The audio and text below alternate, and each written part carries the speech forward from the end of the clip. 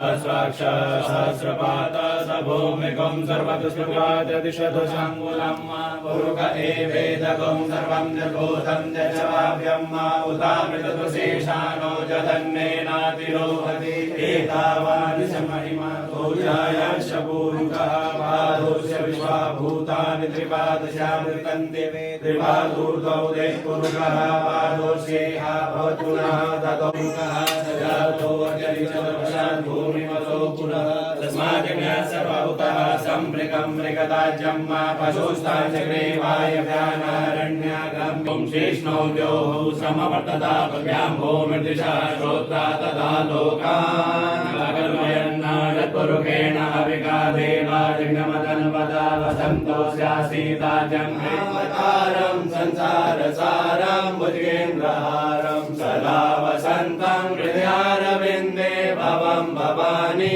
सहितं नमामि मन्दारमाला कुलकालकाये कपालमाला शशेखराय दिव्यंबराय च दिगंबराय नमः शिवाय च नमः शिवाय। श्री गौरी शंकर महाराज की जय। श्री धुनी वाले दादाजी की जय। श्री हरिहर भोले भगवान जी की